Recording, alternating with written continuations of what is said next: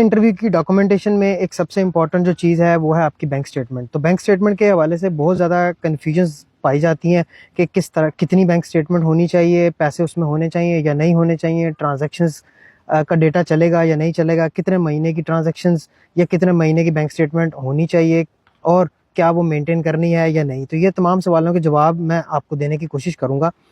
सबसे पहले इंपॉर्टेंट बात यह है कि आपका जिस जिस कंट्री में बैंक स्टेटमेंट के साथ वीज़ा अप्लाई होता है वहाँ वहाँ स्पेसिफिकली स्टडी वीज़ा की बात कर रहा हूँ, तो वहाँ वहाँ आपको रिजेक्शंस अगर आती हैं तो सिर्फ़ और सिर्फ बैंक स्टेटमेंट ही एक ऐसा मेजर डॉक्यूमेंट होता है जो आपकी रिजेक्शन का बहुत बड़ी रीज़न बन सकती है। तो बहुत सारी कंट्रीज़ में डिफरेंट आपको बैंक स्टेटमेंट देखने को मिलेगी, 25 से 30 लाख, 30 लाख, 25 लाख, 20 लाख, 15 लाख, 40 लाख।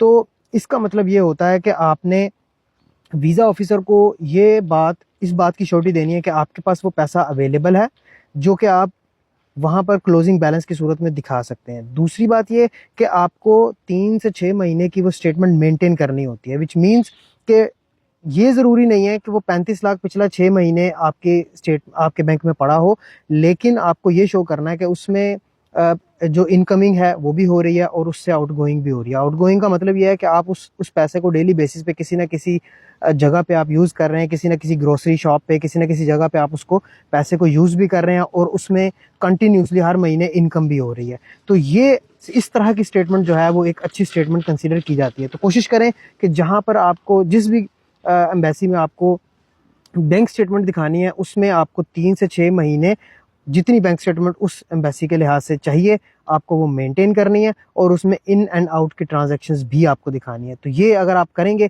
तो आपका जो है बैंक स्टेटमेंट वो एक स्ट्रॉन्ग बैंक स्टेटमेंट कंसीडर होगी। आई होप कि आपको इस बात की समझ आई है। मेरे साथ जुड़े रहें इन्फॉर्मेटिव वीडियोज़ के लिए।